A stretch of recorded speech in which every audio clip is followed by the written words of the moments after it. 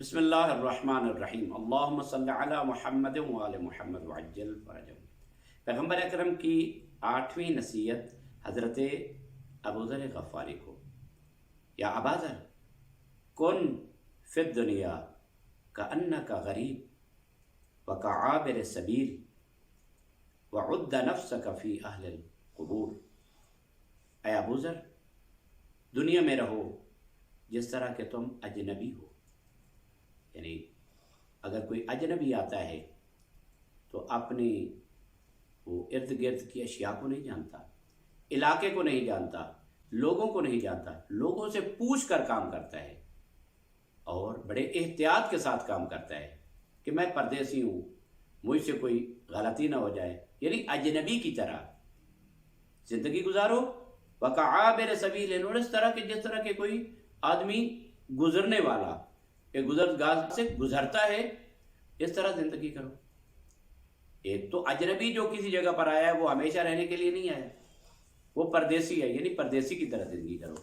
پردیسی ہے، اسے پتہ ہے کہ یہ میرا اپنا دیش نہیں ہے، میں نے یہاں سے چلا جانا ہے۔ یا ایک آدمی جو ہے وہ مسافر ہے، ایک جگہ راستے سے گزر رہا ہے، پیغمبر فرماتے ہیں کہ ایسے گزرو، ایسے رہو دنیا میں جس طرح کہ ایک آدمی گزرنے والا جو ہے، پردیسی جو ہے، وہ ایک جگہ سے گزر رہا ہے۔ تو انسان گزرتا ہے، اس کی کتنی ڈیمانڈ ہوتی ہے اس راستے کے ساتھ؟ نہیں، وہ راستے سے اپنے قدم کو آگے لے جاتا ہے، آگے لے جاتا ہے، وہاں ادھر ادھر بسا اوقات نہیں دیکھتا، وہ اپنے ہدف کی طرف، مقصد کی طرف جاتا ہے۔ ابا ذر، اور اپنے آپ کو کیا شمار کرو؟ من اہل القبور، یعنی قبر والوں میں سے شمار کرو۔ کیا مطلب؟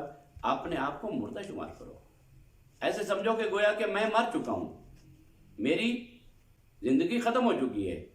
من اہل القبور اپنے آپ کو سمجھو، یعنی کیا مطلب؟ بقا کے مقام کی طرف جانے والوں میں سے اپنے آپ کو سمجھو۔ یہ نہیں کہ تم یہاں پر رہنے کے لیے آئے ہو، ہمیشہ رہنے کے لیے آئے ہو۔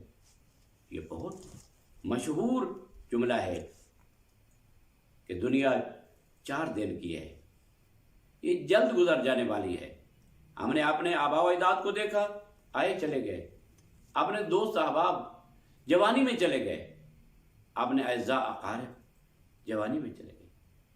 یہ ہمیشہ رہنے کا مقام نہیں ہے۔ یہ اس طرح ہے کہ اس طرح انسان اجنبی کی طرح آتا ہے، ایک راستہ چلنے والے کی طرح، پردیسی شخص کی طرح آتا ہے اور چلا جاتا ہے۔ یہ ہماری اپنی کوتاہی ہے کہ ہم نے اس دنیا کو ہمیشہ کے لیے سمجھ لیا ہے۔ دنیا ہمیشہ کے لیے نہیں ہے، اہل قبور ہمیشہ کے لیے ہیں۔ جو دنیا سے چلے گئے وہ ہمیشہ کے گھر کی طرف منتقل ہو چکے ہیں، ہم عارضی گھر میں ہیں۔ دعائے پروردگار عالم ہمیں اس عارضی گھر میں اپنے ابدی اور حقیقی گھر کی طرف منتقل ہونے کے لیے بہترین ساز و سامان مہیا کرنے کی توفیق عطا فرمائے، اور ہمیں کامیاب اور کامران لوگوں میں سے قرار دے۔ والسلام علیکم ورحمۃ اللہ وبرکاتہ۔